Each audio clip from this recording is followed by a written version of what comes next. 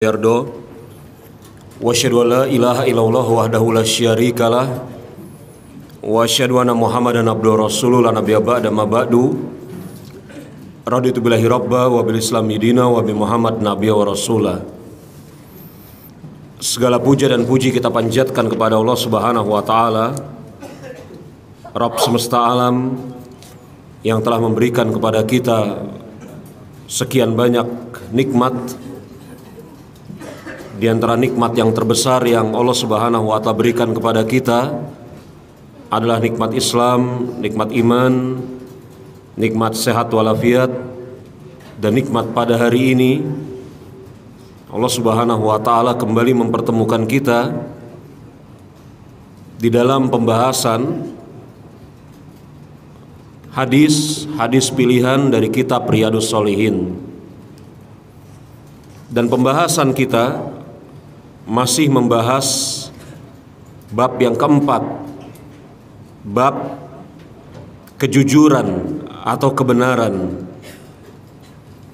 Kalau pada kesempatan yang telah lalu kita telah membaca hadis Abdullah bin Mas'ud, semoga Allah Subhanahu wa taala meridhoi beliau, maka pada kesempatan hari ini kita akan membaca hadis yang pertama yang diriwayatkan oleh Imam At-Tirmizi, dan beliau berkata hadis ini sahih dari jalur sahabat sekaligus cucu Rasulullah SAW yang bernama Al-Hasan bin Ali bin Abi Thalib.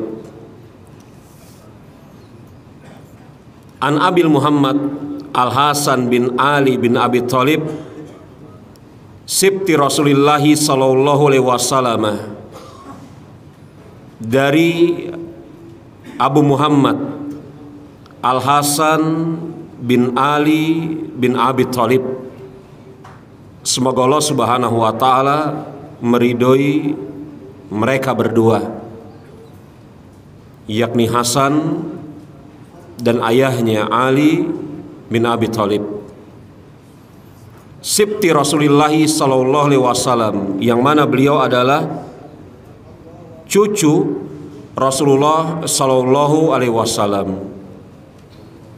Di dalam bahasa Arab dibedakan lafaz sibti dengan lafaz hafid. Kalau sibti adalah cucu dari anak perempuan, adapun hafid adalah cucu dari anak laki-laki. Dan sebagaimana kita maklumi, Al-Hasan bin Ali bin Abi Thalib adalah anaknya Ali bin Abi Thalib dengan Fatimah binti Muhammad. Maka Al-Hasan adalah cucu Rasulullah dari anak perempuan beliau.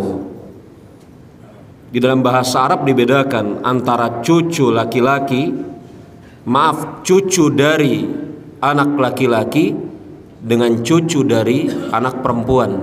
Kalau dalam bahasa kita sama saja ya, disebut cucu saja begitu ya. Tapi kalau di dalam adat kebiasaan orang-orang Arab, cucu dari anak laki-laki namanya hafid, sedangkan cucu dari anak perempuan namanya sibti, bukan namanya, istilahnya. Al-Hasan ini adalah abangnya Al-Husain. Ini jangan sampai salah. Sebagian orang yang pertama tidak mengetahui di antara Al-Hasan dengan Al-Husain siapa yang pertama dan yang kedua. Bahkan saya pernah mendengar, melihat video YouTube, ada yang mengatakan Al-Hasan dengan Al-Husain itu kembar, lahir bersama-sama. Ini entah dari mana informasi seperti itu didapatkan. Al-Hasan itu adalah abangnya dari Al-Husain. Mereka anak Ali bin Abi Thalib, dari dua istri yang berbeda. dari dua istri yang berbeda. Ibunya Al-Hasan orang Arab, Tulen. Ibunya Al-Husain orang Persia, Parsi. Dari situ Anda bisa tahu mengapa Syiah Rafidah lebih condong kepada Al-Husain, tidak kepada Al-Hasan. Karena semata-mata yakni kecondongan, kecenderungan kepada kesukuan. Padahal ulama Ahlussunnati wal Jamaah ketika mereka kemudian sepakat Al-Hasan dengan Al-Husain adalah orang-orang yang mulia, kemudian mereka memperbandingkan siapa yang paling utama antara Al-Hasan dengan Al-Husain. Dan ulama Ahlussunnah wal Jamaah jumhur mereka mengatakan yang paling utama di antara Al-Hasan dengan Al-Husain adalah Al-Hasan bin Ali bin Abi Thalib, dengan banyak alasan. Dengan banyak alasan. Al-Hasan bin Ali bin Abi Thalib ketika lahir hendak dinamai oleh ayahnya Ali bin Abi Thalib sebagai Al-Harb. Al-Harb itu artinya peperangan atau pertempuran. Ali bin Abi Thalib radhiyallahu anhu sendiri mengatakan, sebagaimana bisa kita lihat di dalam riwayat Imam Tabrani, beliau mengatakan, saya sungguh diberikan oleh Allah Subhanahu wa taala kecintaan akan peperangan. Ali bin Abi Thalib cinta akan peperangan, jihad di jalan Allah Subhanahu wa taala. Sampai-sampai saya bercita-cita apabila memiliki seorang anak laki-laki akan aku beri nama Al-Harb, yakni peperangan, pertempuran. Maka ketika lahir anak laki-lakiku, aku beri nama Al-Harb dan dihadirkan kepada Rasul. Beliau tidak suka dan beliau merubah namanya menjadi Al-Hasan. Keinginanku tidak pupus. Apabila aku memiliki seorang lagi anak laki-laki, maka akan aku namai dengan Al-Harb, karena kecintaanku yang amat sangat dengan jihad, perang di jalan Allah. Maka ketika lahir anakku yang berikutnya, aku beri nama Al-Harb dan dihadirkan kepada Rasulullah, kakeknya, datuknya, dan beliau tidak suka. Beliau rubah namanya menjadi Al-Husain. Kisah ini sahih riwayat Imam Tabrani dalam Mu'jamul Kabir, yang menunjukkan kepada kita bahwasanya asal muasal yang diinginkan oleh asal muasal yang diinginkan oleh Ali bin Abi Thalib adalah menamai anaknya dengan Al-Harb, perang, pertempuran. Tetapi kemudian nama ini tidak disukai oleh Rasulullah SAW, dan Rasul merubah nama-nama yang tidak disukai, nama-nama yang menimbulkan kesan yang tidak baik. Makanya salah kalau kemudian dikatakan atau ada pepatah yang mengatakan apalah artinya sebuah nama. Nama itu memiliki arti yang sangat penting.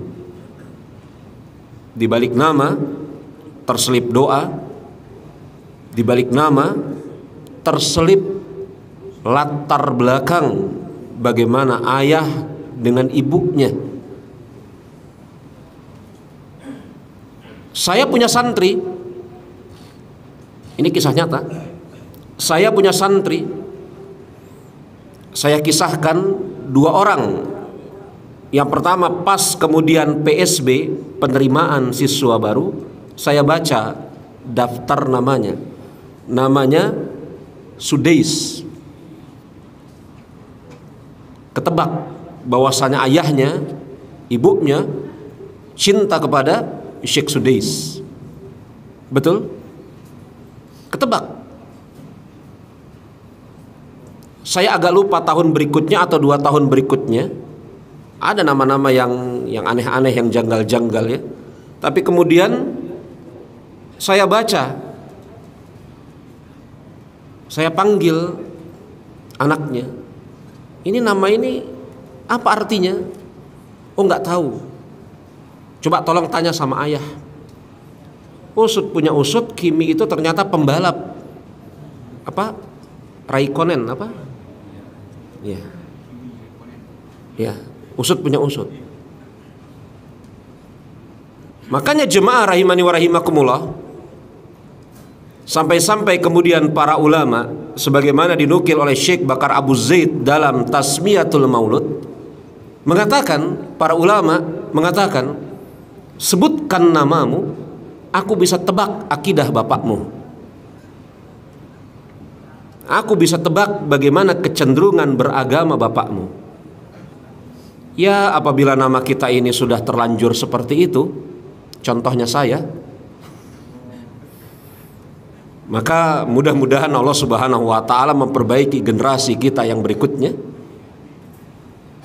Dan jangan sampai kemudian kita memiliki anak, kita namai dengan nama-nama yang tidak baik, tidak islami.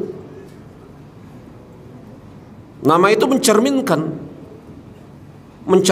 jati diri kedua orang tuanya. Di balik nama terselip doa. Makanya nama harf tidak disukai oleh Rasulullah. Ada nama seseorang Sakilah yang artinya berat. Berkenalan dengan Rasulullah, siapa namamu Sakil? Enggak, engkau sahal, kata Rasulullah, engkau mudah. Nama orang Sakil. Datang seseorang dari Bani Daus di Yaman sana, menyatakan masuk Islam di hadapan Rasulullah. Rasul bertanya, siapa namamu? Sakil, berat. Bayangkan ya, kalau nama seseorang anak namanya berat gitu ya, bagaimana kesan orang yang mendengarnya? Kemudian Rasul mengatakan, la bal antas sahal, enggak, engkau ini mudah, enggak berat, enggak sulit. Kembali kepada pembicaraan kita, ini menunjukkan kepada kita bahwasanya syariat Islam mengatur segala sesuatu, diantaranya bagaimana cara memberikan nama. Al Hasan bin Ali bin Abi Thalib radhiyallahu anhu, beliau mengatakan, hafiztu min Rasulillahi sallallahu alaihi wasallam. Saya mendengar hadis ini dari Rasulullah sallallahu alaihi wasallam. Dalam riwayat yang lain, dalam Musnad Imam Ahmad, Al Hasan bin Ali bin Abi Thalib mendengar hadis ini dari ayahnya, yakni dari Ali bin Abi Thalib, dari Rasulullah Shallallahu Alaihi Wasallam. Dan ini tidak ada masalah, karena Al Hasan adalah sahabat, sebagaimana bapaknya Ali bin Abi Thalib adalah sahabat, dan telah berlaku kaidah di sisi para ulama, seluruh sahabat adalah adil.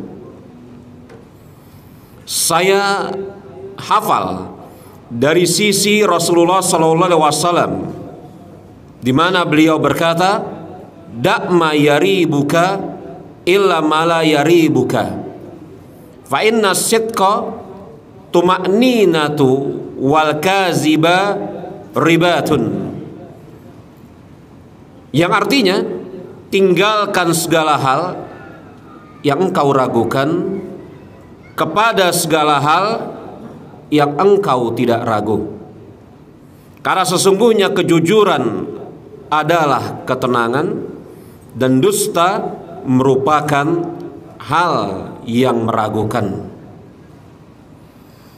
Hadis riwayat Imam Tirmizi, dan dia berkata hadis ini sahih. Ketahuilah jemaah, hadis ini hadis yang agung, hadis yang besar sekali di dalam pembahasan khususnya fikih Islam. Karena jemaah, para ulama, semoga Allah Subhanahu wa taala merahmati mereka semua yang telah wafat dan menjaga mereka semua yang masih hidup, telah memformulasikan kaidah-kaidah fikih yang dalam kaidah fikih tersebut bisa terjawab bukan hanya satu, bukan hanya dua, tetapi puluhan bahkan ratusan masalah. Kaidah-kaidah fikih yang besar itu ada 5 atau ada 6. Di antara kaidah fikih yang besar yang 5 atau 6 tersebut, yang lafadznya al-yakin la yazulu bisyakkin. Keyakinan tidak bisa dirobohkan dengan semata-mata keraguan. Ini kaidah fikih yang besar. Keyakinan tidak bisa dirobohkan dengan semata-mata keraguan. Dalil dari kaidah fikih ini banyak dalam Al-Quran maupun As-Sunnah. Di antaranya hadis ini, tinggalkan apa yang meragukanmu kepada apa yang tidak meragukan dirimu. Seorang muslim harus memiliki patokan di dalam beramal, yakni dia meninggalkan segala sesuatu yang meragukan dirinya. Tinggalkan segala sesuatu yang meragukan dirinya. Apakah ini halal atau haram? Dia ragu apakah ini halal atau haram, maka untuk sementara dia tinggalkan. Kenapa saya katakan untuk sementara? Karena bisa jadi di suatu waktu berikutnya keraguannya tersebut berubah menjadi suatu kepastian. Ketika seorang muslim misalnya ragu terhadap satu bentuk transaksi, apakah ini halal atau ini haram, maka tinggalkan untuk sementara waktu. Tinggalkan apa yang meragukan kepada apa yang tidak meragukan. Tinggalkan. Sampai kapan? Sampai jelas pada diri dia di suatu waktu apakah transaksi tersebut halal atau haram. Tinggalkan. Makanya para ulama mengatakan hadis ini termasuk sebesar-besar hadis pembicaraan tentang wara'i dan zuhud. Wara' dan zuhud. Jadi seorang muslim harus memiliki sikap atau sifat seperti itu. Bukan na'udzubillah min zalik, selama tidak mengetahui status hukumnya dihajar saja. Setelah mengetahui status hukumnya, apabila tidak cocok, dia mencari alasan untuk melegalkan dalam tanda kutip perbuatannya. Ini nggak boleh. Tinggalkan apa yang meragukan kepada apa yang tidak meragukan. Itu pembicaraan dalam bab muamalat. Pembicaraan di dalam bab yang lain, misalnya ibadah. Karena fikih, kalau secara kaidah besarnya ada 5 atau 6, seperti yang saya ungkapkan tadi. Secara pembahasan besarnya itu ada 4. Fikih ibadah yang pertama, fikih muamalah yang kedua, fikih ahkamul jinayah yang ketiga. Ahkamul jinayah ini fikih terkait dengan hukum peradilan, ya, ataupun yang semisalnya. Kemudian yang keempat, fikih munakahat, pernikahan. Saya berikan contoh. Tadi sudah fikih muamalah, fikih ibadah. Apabila seseorang kemudian mengerjakan sholat, dia ragu 3 atau 4 rakaat sholatnya, dan dia tidak bisa memutuskan apakah 3 atau 4, maka dia wajib memilih bilangan yang terkecil, yakni 3. Kalau dia ragu tidak bisa memutuskan. Karena kenapa? Tinggalkan yang meragukan. 4 itu ragu. Kepada apa yang tidak meragukan, 3 itu pasti. 3 atau 4. 3 atau 4 rakaat. Dia ragu dan dia tidak bisa memutuskan, maka dia wajib memilih 3 rakaat. Sebagaimana seseorang tawaf, dia lupa sudah berapa kali dia memutari Ka'bah, 4 atau 5 putaran.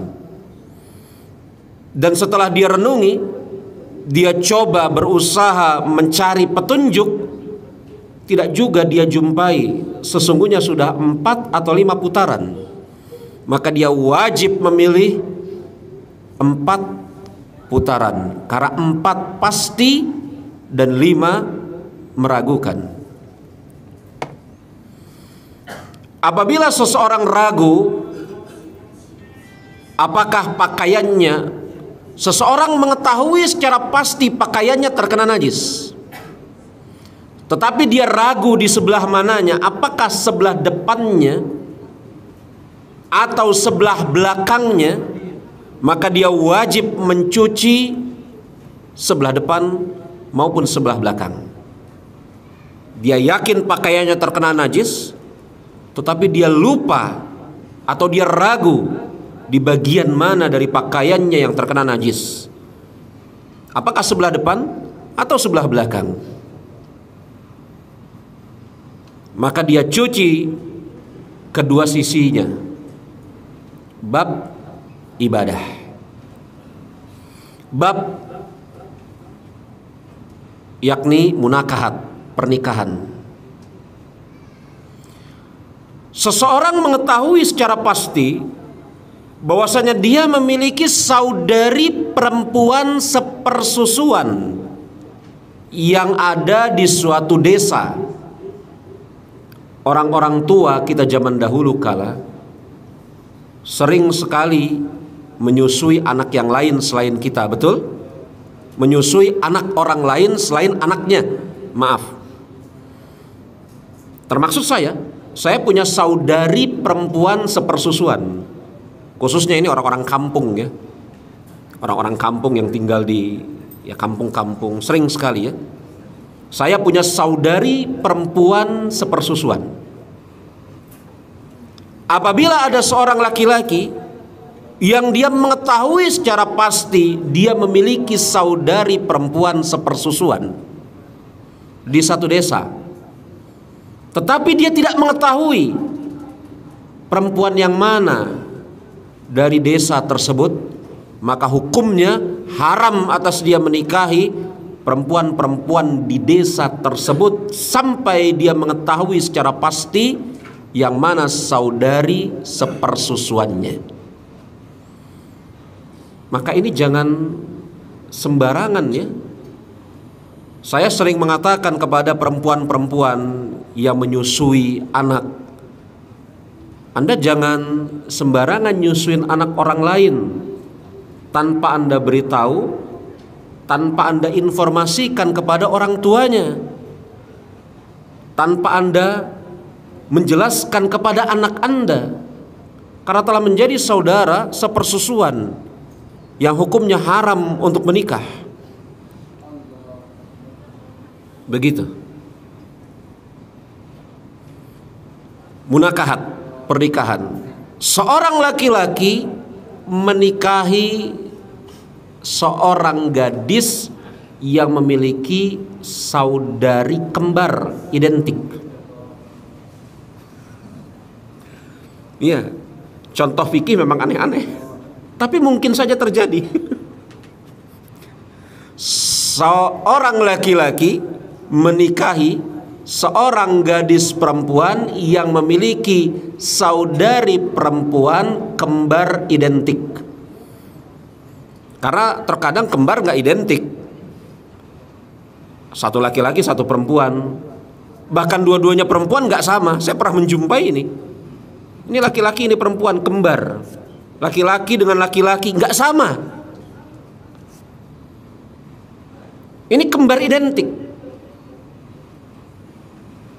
Di malam pertama setelah mengerjakan sholat Isya, sang suami ini masuk, assalamualaikum, dan di rumah mati lampu, gelap. Loh, bukan. Di rumah mati lampu, gelap. Ini contoh yang saya berikan, ini contoh yang diberikan oleh para ulama dalam kitab-kitab mereka. Di rumah mati lampu, gelap. Kan biasa ya, yakni apa hajatan di pagi harinya. Setelah itu kan ya biasanya malam pertama malam-malam ya, namanya malam pertama malam-malam, walaupun tidak mesti malam pertama malam, nggak mesti. Ba'da akad kalau bisa ya silahkan fadol. Habis sholat Isya, sang laki-laki pulang, assalamualaikum. Waalaikumsalam. Nyaut dua orang perempuan ini dengan suara yang sama dari dua kamar yang berbeda. Maka haram laki-laki itu untuk masuk ke dalam salah satu kamar tersebut. Nggak boleh. Dia harus tunggu dulu. Ada suara, bang, sebelah kiri kamarnya, jangan ke kanan. Nah, begitu. Ini kan ada dua kamar misalnya, bang, sebelah kiri kamarnya, jangan ke kanan, dia ke kiri. Begitu. Ini contoh dalam bab munakahat, yakni pernikahan. Maka tidak salah kalau kemudian dak mayuribuk ila malayuribuk, tinggalkan apa yang meragukan kepada apa yang tidak meragukan, ini dikatakan oleh para ulama masuk di dalamnya sekian puluh, sekian ratus banyak masalah. Bukan hanya satu. Yang saya sampaikan kepada Anda saja tadi sudah ada 5 atau 6, lupa saya ngitungnya. Dan di sana masih banyak lagi hal-hal yang lain. Dan ini juga bukan berlaku di dalam bab fikih semata-mata, tetapi juga berlaku di dalam bab misalnya akidah. Jadi sebagian orang, jemaah rahimani wa rahimakumullah, ada yang memiliki pandangan kaedah fikih itu hanya berlaku untuk fikih saja. Padahal sebenarnya pun bisa diterapkan di dalam bab akidah atau tauhid. Tinggalkan apa yang meragukan kepada apa yang tidak meragukan. Kalau seseorangnya zohirnya muslim zohirnya, kita pernah lihat dia mengerjakan sholat 5 waktu, kita pernah lihat dia mengerjakan sholat 5 waktu ya, kita pernah lihat dia kemudian berbuka puasa, kita juga pernah lihat kemudian dia haji, maka zohirnya dia muslim. Maka ketika dia mati, tidak perlu kemudian dipertanyakan ini sampai mati atau tidak dia muslim. Jangan-jangan sedetik, 10 detik sebelum mati dia kufur. Tidak perlu dipertanyakan dan tidak boleh. Karena jangan-jangan 1 detik atau 10 detik sebelum dia mati kufur, itu jangan-jangan keraguan. Yang benar zohirnya dia muslim, maka jangan-jangan dibuang, kecuali kemudian jangan-jangannya terbukti. Jangan-jangan 10 detik sebelum dia wafat dia kufur, kemudian muncul orang yang pertama, oh betul, bahkan bukan 10 detik sebelum wafat, 2 hari sebelum wafat dia keluar dari agama Islam. Betul ini? Betul. Datang orang yang kedua, menguatkan pendapat orang yang pertama, maka jangan-jangannya telah berubah menjadi suatu keyakinan dia tidak mati dalam keadaan beragama Islam. Makanya Syekhul Islam Ibnu Taimiyah mempergunakan kaidah al-yakin la yazulu bisyak. Yakin tidak bisa dirubuhkan dengan semata-mata keraguan. Ibnu Taimiyah mengatakan, siapa yang dipersaksikan secara pasti keislamannya, tidak boleh diragukan kemuslimannya. Siapa yang dipersaksikan secara pasti keislamannya, dia muslim, maka tidak boleh diragukan, jangan-jangan dia bukan muslim, keislamannya. Dan Ibnu Taimiyah Syekhul Islam mempergunakan hadis ini, dak ma yuribuk illa ma la yuribuk. Tinggalkan apa yang meragukan kepada apa yang tidak meragukan. Coba seorang muslim itu tenang hidupnya. Syariat kita, yakni Nabi kita alaihi salatu wassalam, kalau Anda bimbang, tinggalkan kebimbangan Anda, beralih kepada keraguan, beralih kepada kepastian. Masalah apabila ada seseorang sholat, ketika dia sholat Allahu Akbar, rakaat pertama, rakaat kedua mantap dia, rakaat ketiga dia ragu, saya sudah berwudu belum ya? Mungkin ini terjadi? Mungkin ya. Saya sudah berwudu belum ya? Dia ragu, dia tidak bisa memastikan dia sudah wudu atau belum. Apa yang harus dia lakukan? Dia buang keraguannya, dia tetapkan dia dalam keadaan suci telah berwudu. Dia lanjutkan sholat pada rakaat ketiga, rakaat keempat. Setelah selesai assalamualaikum, assalamualaikum, salam ke kanan ke kiri, tiba-tiba dia meyakini dan ditunjang oleh bukti-bukti dia sholat belum berwudu. Bukti-buktinya apa? Rambutnya kering. Ada orang mengatakan, ente sudah sholat? Sudah. Loh, bagaimana ente bisa sholat? Bagaimana cara wudunya? Air mati.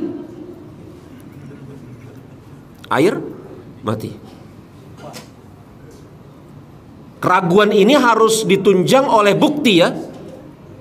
Karena ada keraguan yang tidak perlu kemudian diperhitungkan, yakni keraguan yang munculnya dari setan.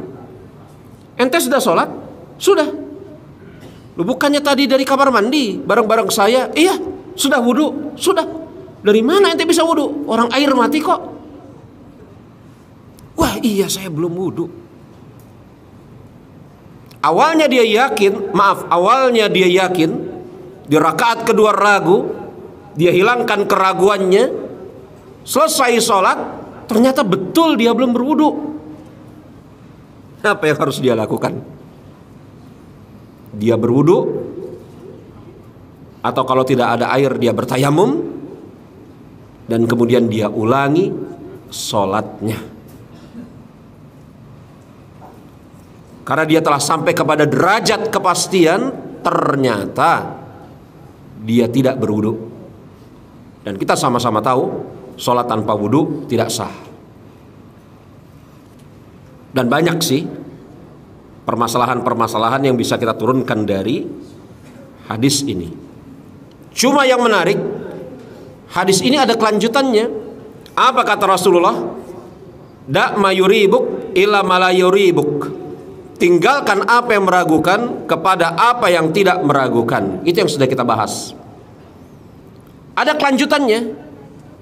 Makanya hadis ini dibawakan oleh Imam Nawawi di dalam bab kejujuran, kebenaran. Fa inna sidqa tuma'ninatun wal kaziba ribatun.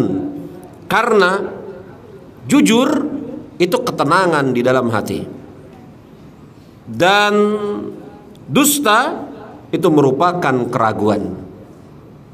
Nah, potongan hadis terakhir inilah yang menjadi alasan Imam Nawawi membawakan hadis ini di dalam bab kejujuran. Karena jujur itu menenangkan hati. Sedangkan dusta itu meragukan. Yang pertama kali ragu akan kedustaan adalah pendusta itu sendiri. Ini kata Imam Ibnu A'lan dalam syarah beliau terhadap Riyadhus Shalihin.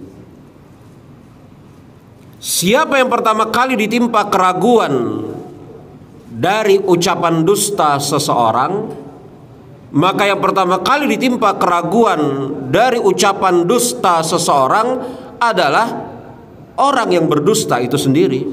Dia ragu, orang percaya gak ya sama ucapan saya? Saya rasa ya saya meyakini lah, kita ini nggak ada yang maksum. Saya, Anda, kita ini nggak ada yang maksum. Kita pernah berdusta? Enggak, Ustaz, saya nggak pernah berdusta.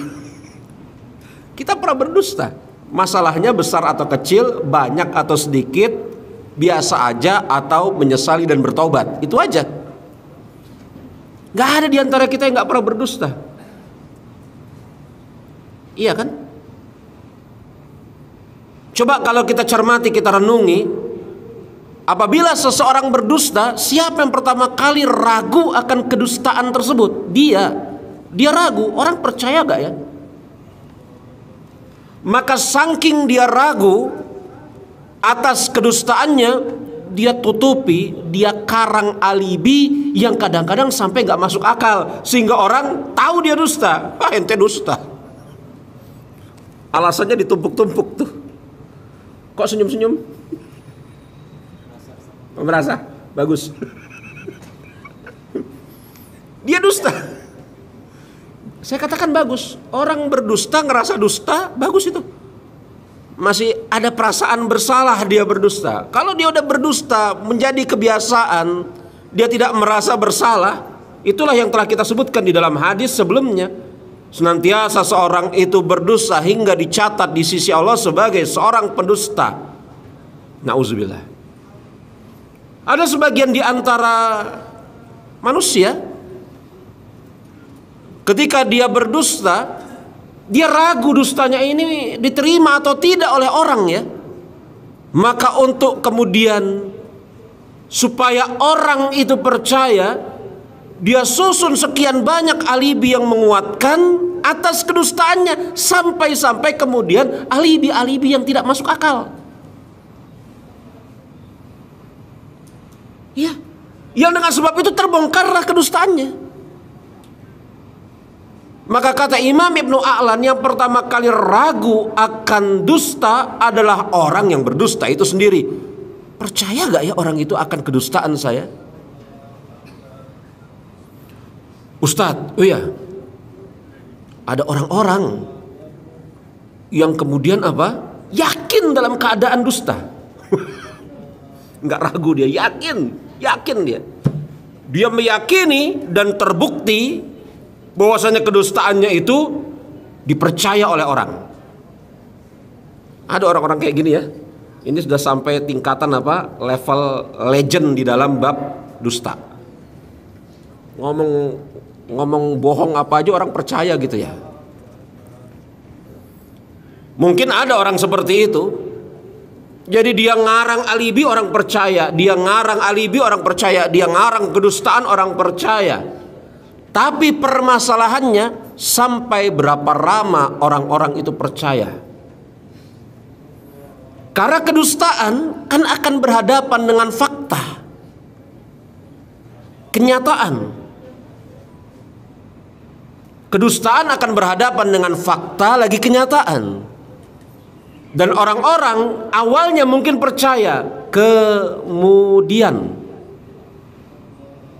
ketika orang-orang memperhatikan kedustaan orang tersebut, yang mereka tidak tahu orang ini dusta, dan fakta yang ada bertolak belakang, oh mungkin seperti ini, masih ada uzur itu satu ya,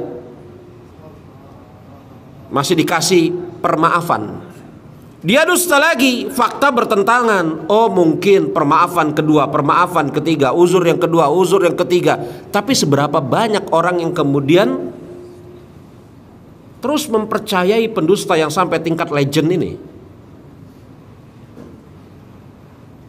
Maka manusia akan meragukan ucapannya. Makanya betul, yang namanya kejujuran itu menenangkan. Adapun kedustaan itu meragukan. Meragukan diri sendiri, meragukan dalam arti mendatangkan keraguan pada diri sendiri dan mendatangkan keraguan pada orang lain. Sampai-sampai jemaah, nauzubillah min zalik, orang-orang yang sudah diragukan kejujurannya ini terkadang bicara jujur orang pun ragu. Iya kan? Orang-orang yang diragukan kejujurannya ini terkadang bicara jujur orang pun ragu. Saya benar ini, jujur ini, orang ragu. Makanya betul kata Rasulullah, tinggalkan yang meragukan kepada apa yang tidak meragukan. Dan sesungguhnya kejujuran itu ketenangan di dalam hati. Orang yang jujur tenang hatinya. Orang yang jujur tenang di dalam hatinya. Betul memang, terkadang kejujuran membawa efek yang tidak mengenakkan. Jujur itu paralel dengan kebenaran. Jujur, asidku, itu paralel dengan apa? Al-haq, kebenaran. Apa kata Nabi kita Nabi Muhammad alaihi salatu wasallam? Qulul haq, ucapkan kebenaran. Ucapan yang baik lagi jujur. Wa in kana murrah, walaupun pahit dirasa. Iya. Maka kejujuran akan membawa ketenangan. Sedangkan kedustaan akan membawa keraguan di dalam diri. Hadis ini banyak faedah di dalamnya. Saya berikan poin. Poin yang pertama, keutamaan Hasan bin Ali bin Abi Thalib. Poin yang kedua, beda antara Sibti dengan Hafid yang sudah saya jelaskan tadi. Poin yang ketiga, hadis ini merupakan salah satu landasan besar dari kaidah fikih Islam, yakni keraguan tidak bisa merubuhkan keyakinan, atau keyakinan tidak bisa dirubuhkan dengan semata-mata keraguan. Hadis ini, faidah berikutnya, hadis ini menunjukkan kepada kita bahwasanya orang yang senantiasa berusaha berucap jujur maka akan tenang hidupnya. Faidah berikutnya, hadis ini juga menunjukkan kepada kita orang yang berdusta maka dia akan dalam keadaan ragu. Allahu a'lam bissawab. Mungkin ada yang mau ditanyakan, saya persilahkan.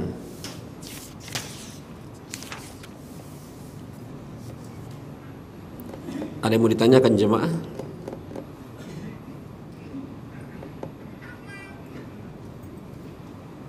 Ada? Waalaikumsalam warahmatullahi wabarakatuh. Bagaimana orang yang gak sholat bulan-bulan sebelum Ramadan, setelah masuk Ramadan belum sholat tapi puasa, itu apakah masih diragukan keislamannya? Pertanyaan bagus. Orang yang meninggalkan sholat berbulan-bulan sebelum Ramadan, termaksud meninggalkan sholat di bulan Ramadan, dan di bulan Ramadan dia mengerjakan puasa Ramadan, apakah diragukan keislamannya? Jawaban atas pertanyaan ini kembali kepada pembicaraan tentang hukum asal seseorang muslim meninggalkan sholat. Maklum bahwasanya ada perbedaan pendapat di antara para ulama tentang seorang muslim yang meninggalkan sholat dalam keadaan dia meyakini akan wajibnya sholat. Ini harus kita tahqiq, harus kita berikan tambahan lafadz seperti itu. Seseorang yang meninggalkan sholat dalam keadaan dia masih meyakini kewajiban sholat. Karena ada orang-orang yang meninggalkan sholat, dia sudah tidak yakin akan kewajiban sholat. Kalau orang-orang seperti ini, tidak ada khilaf di antara para ulama, mereka telah keluar dari agama Islam. Bahkan orang yang mengerjakan sholat 5 waktu dan dia tidak yakin akan wajibnya sholat 5 waktu pun telah keluar dari agama Islam. Iya, dia sholat 5 waktu tapi dia nggak yakin akan wajibnya sholat 5 waktu, maka dia telah keluar dari agama Islam. Nah, jadi pembicaraannya kembali kepada apa hukum asal seseorang yang meninggalkan sholat 5 waktu dalam keadaan meyakini kewajiban sholat 5 waktu. Telah berbeda pendapat para ulama dalam masalah ini dan terkumpul kepada 2 mazhab, 2 pendapat. Pendapat yang mengatakan telah keluar dari agama Islam, dan ini pendapat Imam Ahmad dibela oleh murid-muridnya. Dan pendapat yang kedua, pendapat yang mengatakan tidak keluar dari agama Islam dengan syarat. Dengan syarat. Jadi sebagian Anda mungkin pernah mendengar pembahasan ini, tetapi mungkin Anda belum mendengar ada tambahan dengan syarat. Yang berpendapat pertama Imam Ahmad. Imam Ahmad mengatakan seseorang yang meninggalkan sholat 5 waktu sekali saja, maka dia telah keluar dari agama Islam. Imam Ahmad berdalil dengan banyak hadis, diantaranya hadis riwayat beliau sendiri, juga diriwayatkan oleh Imam Muslim, yang lafadznya al-faslu wa fi riwayatin al-ahdu bainana wa baina ahli kitab as-sholah. Faman taraka shalah faqad kafara. Yang artinya al-faslu, pemisah, dalam suatu riwayat al-ahdu, yang membedakan antara kita dengan ahli kitab adalah sholat. Siapa yang meninggalkan sholat maka dia telah kufur. Hadis ini sahih, riwayat Imam Muslim dan riwayat Imam Ahmad. Di atas hadis ini Imam Ahmad berpendapat bahwasanya orang yang meninggalkan sholat kufur, walaupun hanya satu. Pendapat Imam Ahmad ini berbeda dengan pendapat gurunya dan sejumlah ulama yang lain, semisal Imam Asy-Syafi'i yang mengatakan orang yang meninggalkan sholat tidak serta-merta dihukumi kufur, keluar dari agama Islam, kecuali tidak terpenuhi syaratnya. Dan yang menakjubkan, Imam Syafi'i maupun Imam Ahmad berdalil dengan hadis yang sama, hadis yang saya bacakan tadi. Kata Imam Syafi'i, ya, syaratnya tadi telah saya katakan, lafadz faman tarakas sholah, sholah di sana datang dalam isim nakirah yang menunjukkan keumuman, yakni dia meninggalkan seluruh sholat. Jadi di atas hadis tersebut, jadi Imam Ahmad maupun Imam Syafi'i berdalil dengan hadis yang sama. Tapi Imam Syafi'i mengatakan lafadz sholah di sana datang dalam bentuk isim nakirah yang menunjukkan seluruh sholat. Artinya apabila ada seorang muslim meninggalkan seluruh sholat, di sisi Imam Syafi'i dia pun kufur.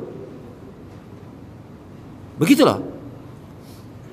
Kita sering mendengar bahwasanya apa? Imam Syafi'i tidak mengkafirkan orang yang meninggalkan sholat. Betul, tetapi tidak dilanjutkan ucapan tersebut dengan syarat dia meninggalkannya sesekali saja, bukan seluruh hidupnya dia meninggalkan sholat. Karena Imam Syafi'i berhujjah dengan hadis yang sama yang menunjukkan apabila ada seorang muslim meninggalkan seluruh sholat yang terdeteksi dalam lafadz faman tarakas sholah, sholah di sana datang dalam bentuk isim nakirah yang menunjukkan seluruh sholat, faman kafara faqad kafara, kufur, kata Imam Syafi'i. Syarat pertama, yakni dia bukan meninggalkan seluruh sholat. Syarat yang kedua, kata Imam Syafi'i rahimahullahu ta'ala, dia diperintahkan untuk mengerjakan sholat. Kalau dia tidak mau, maka dia dihukum. Dan sudah barang tentu yang memerintahkan ini adalah ulil amri, pemimpin, atau orang-orang yang kemudian memiliki kekuasaan semisal ayah terhadap anaknya. Nak, sholat. Suami terhadap istrinya, bu, sholat. Bunda, sholat. Manggil istri apa sih? Hah? Sayang. Begitulah. Memiliki kekuasaan, sholat. Dia tidak mau, dihukum. Yang kata Imam Syafi'i, apabila seseorang kemudian berhadapan dengan hukuman mati atau menegakkan sholat, dia memilih untuk dihukum mati, itu menunjukkan kekufuran. Misalnya pemimpin kaum muslimin memerintahkan kemudian kaum muslimin untuk sholat. Kalau tidak, yang nggak sholat saya hukum mati, kata pemimpin kaum muslimin. Dia nggak mau, itu menunjukkan kekufuran karena dia memilih untuk mati daripada sholat. Syarat yang kedua, begitu. Dan kata Imam Syafi'i, rahimahullahu ta'ala, syarat yang ketiga, ini syarat-syarat pertama, kedua, ketiga tidak sebutkan Imam Syafi'i dalam kesempatan yang sama, tetapi dalam kesempatan yang berbeda-beda saya kumpulkan. Begitu. Kata Imam Syafi'i rahimahullahu ta'ala, ya, dia wajib mengerjakan sholat, yakni dia harus mengerjakan sholat-sholat tersebut, ya, sholat 5 waktu maksudnya, walaupun kemudian dia mengerjakannya itu tidak setiap waktu. Mungkin nauzubillah ya, dia kerjakan zuhur, kemudian dia kerjakan asar, tetapi bukan asar pada hari yang sama, asar 3 hari kemudian. Tapi dia masih sholat. Nah ini, jadi dia bukan meninggalkan seluruh sholat. Nah, di atas perbedaan pendapat ulama seperti ini, begitu ya, maka bisa kita jawab apa hukumnya orang yang meninggalkan sholat dan dia dalam keadaan berpuasa.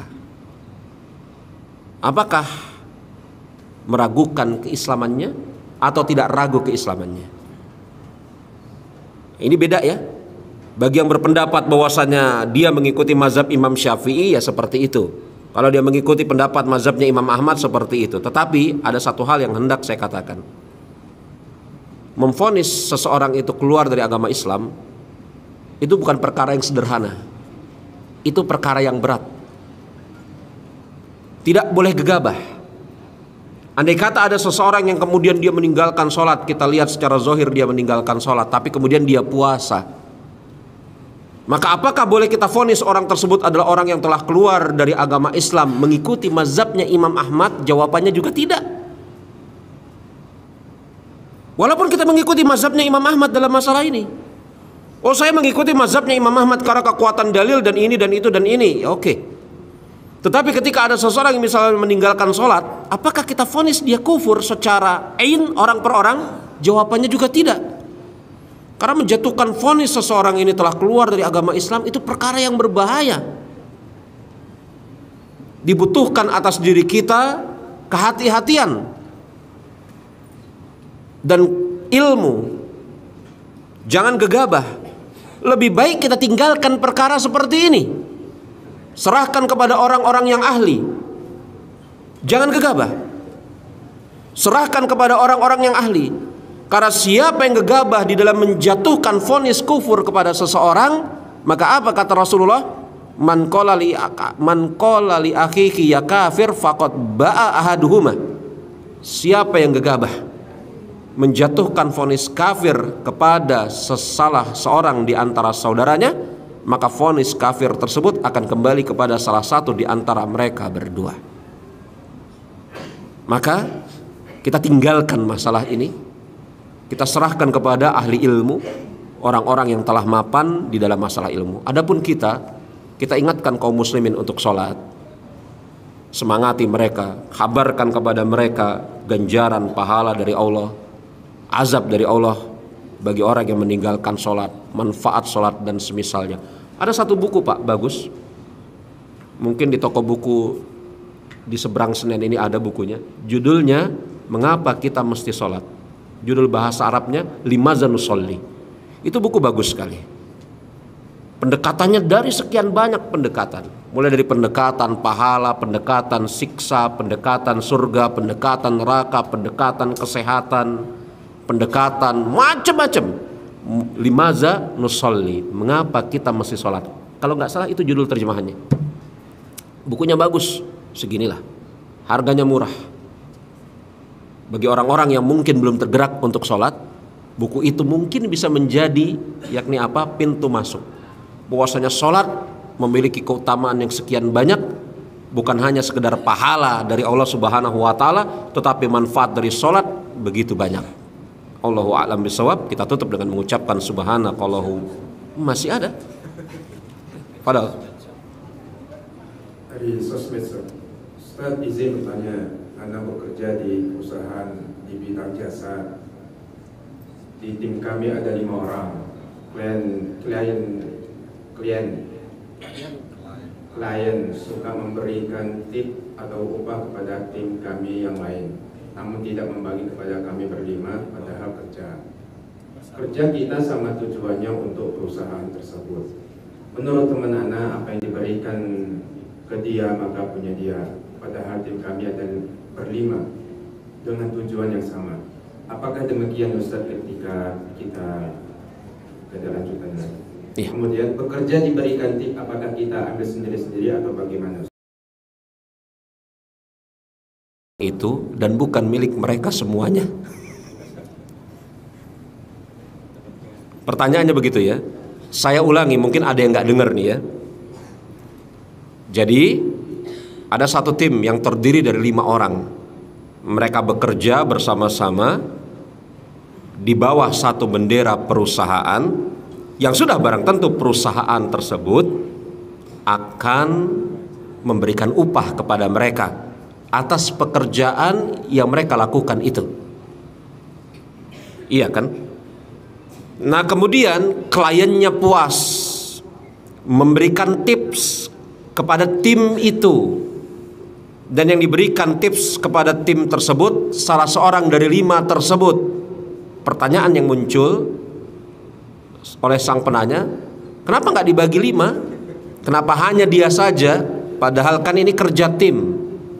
Maka jawabannya, apakah tips tersebut hanya untuk yang diberikan secara yad biyad, tangan ke tangan, ataukah untuk semua tim yang anggotanya 5? Tidak untuk yang satu orang tersebut, sebagaimana tidak untuk kelima-limanya. Karena seseorang yang telah mendapatkan upah dari suatu pekerjaan, maka dia tidak boleh menerima tips dari pekerjaan tersebut.